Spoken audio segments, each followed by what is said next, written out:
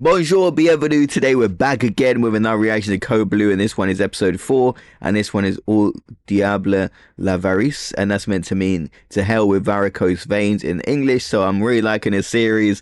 It's getting a bit intense. The intern is starting to get some more responsibilities, and you know, they're having some cost issues. So let's get right into it for today. Let's continue. And before we do, obviously shout out to Leaf on the Wind. They've subtitled the whole series and they've done a spectacular job. So obviously shout out to them as always. They always do a great job. But let's get right into it for today. Let's go.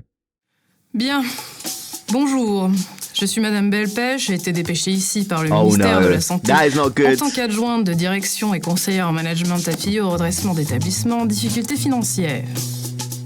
I mean, whenever you get like a government official coming into your workplace, that's never a good sign. You know, they're going to be very strict and kind of implement some changes that you don't want to see.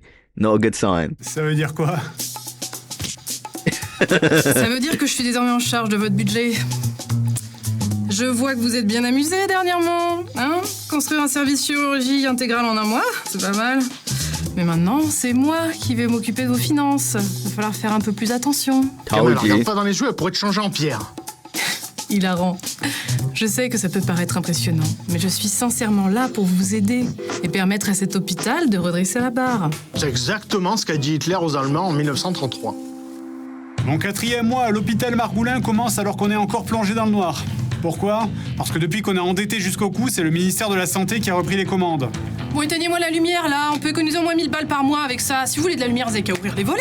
Oui, Yeah, see, like, they were reckless spending, but now the cost-cutting measures are taken to the extreme. You go from one end to the other. Ok, mais alors le truc, c'est que en fait, c'est la nuit, là. Oui, ouais, ça va, hein. Vous allez pas vous plaindre, non? En plus, c'est à pleine lune. 4e mois à l'hôpital Margoulin, et je sens que ce mois-ci, ça va être chiant, hein. L'argent. On passe notre temps à parler d'argent. Et j'ai fait médecine, moi, pas compta gestion. Les premières conséquences des coupes budgétaires, c'est qu'on se voit obligé de refuser certains patients. Tenez, on a reçu un type atteint de calcul rénaux. Pour ça, on aurait besoin d'une salle de sonographie avec des instruments en ondes de choc thérapeutique, et ça coûte une fortune à installer, et l'hôpital est déjà surendetté. Donc, on est contraint de renvoyer les patients vers d'autres hôpitaux. Et c'est pareil pour tous les investissements qu'on est obligé de repousser. Par exemple, il y a eu un souci à la création de l'hôpital, on l'a construit 20 mètres trop loin. Et du coup, les ambulances sont obligées de faire 100 mètres à l'extérieur avant d'accéder à la salle de trauma. Alors, quand on a un patient à 2 doigts de mourir qui arrive et qui doit rouler 100 mètres à rebondir sur des vieux pavés, on risque pas d'avoir des soucis judiciaires, non? Qu'est-ce que vous voulez dire par là?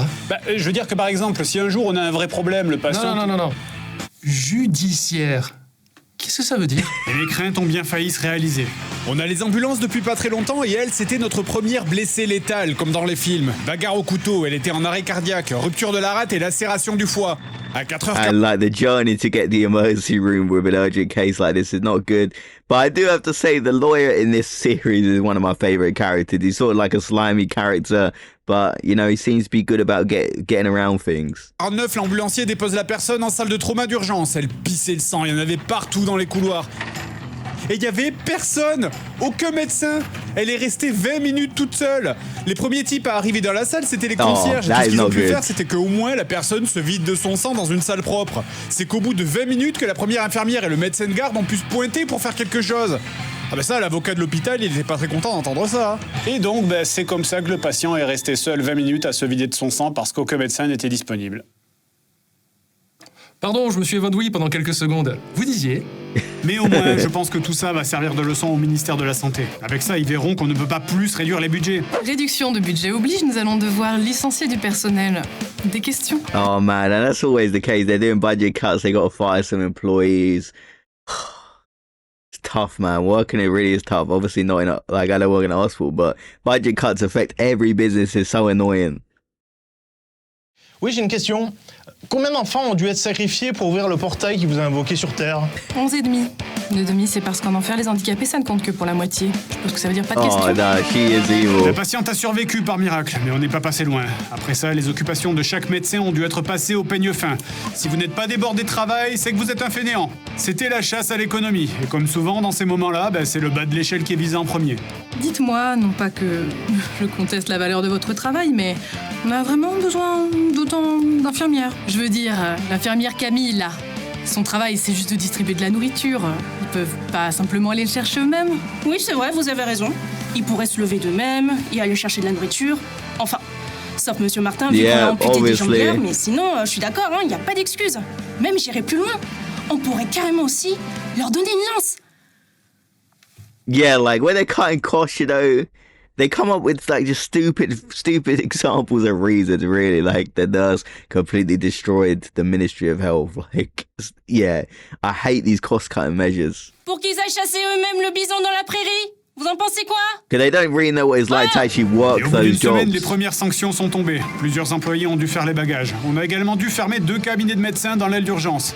L'argument du ministère, c'était... On n'a pas besoin d'avoir autant de cabinets d'ouverts, ça coûte une fortune à entretenir, et puis ça va pas tuer les gens d'attendre 20 minutes de plus que je sache. I mean, it will Ça in some s'appelle les cases. urgences. Yeah. Il y a le mot urgent dedans. L'obsession des économies était partout. Ils ont même supprimé la salle d'attente de l'aile des urgences et vendu toutes les chaises. Ça semble plus logique. Les patients peuvent attendre directement dans les couloirs, comme ça on gagne le temps de trajet jusqu'à la salle des docteurs. Attendez, j'ai une autre idée.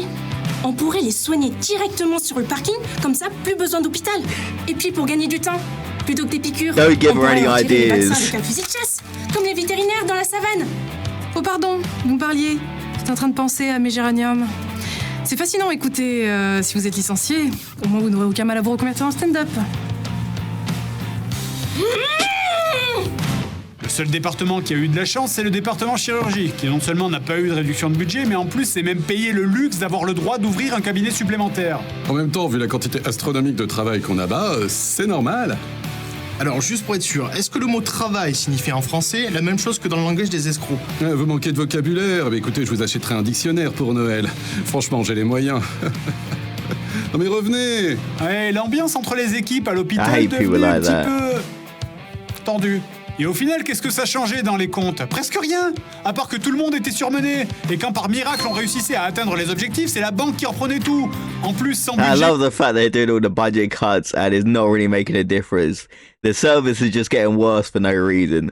That is life. Sadly, that is life. Pour les nouveaux lits, tout ce qu'on pouvait faire, c'était entasser les patients dans des salles prévues pour beaucoup moins de monde. Bonjour Madame Robert. Alors écoutez, en raison de contractions budgétaires, vous aurez de la compagnie dans votre chambre, d'accord? Alors je vous présente Mélissa, c'est sa 4e rechute. Évitez de trop vous approcher d'elle, hein, elle mord. Et à votre gauche, c'est Monsieur Abdoul. Il a perdu la moitié de son visage dans un accident de la route, alors évitez de le regarder, hein, si vous voulez réussir à dormir ce soir. D'accord? Et à force de tirer sur la corde, il fallait bien qu'un drame arrive. Un patient s'effondre en salle d'observation. Pas assez d'infirmières pour trop de patients suite au dégraissage du personnel du mois dernier. Oh no. Merde. Code bleu, patient en arrêt, prévenez le médecin de garde. Le patient était en attente d'une chirurgie laparoscopique, mais l'équipe de jour était partie depuis plus... Oh, so wait, is that what code blue means? Cardiac arrest. Obviously, I'm not really familiar with medical terms, so that's pretty cool to know. Une heure, impossible d'opérer. Et notre hôpital ne dispose pas de soins intensifs. Après plus de 2 heures à lutter, le patient sera finalement transféré dans l'aile d'urgence de notre hôpital. C'est dans ce genre de coup dur qu'il faut savoir se ressaisir. Oh, he just burned it all down. Je fasse l'épreuve? Quoi, on brûle dans l'hôpital? Oui. Et vous dites rien? Bah, je sais pas, essayez avec ça, ça crame bien. J'ai failli foutre le feu à mon appart une fois, donc... I love the way you don't care at all. 4, on a un patient qui est revenu pour mauvais diagnostic. Son état s'est aggravé. Quelqu'un s'est encore planté. Donnez-moi ça.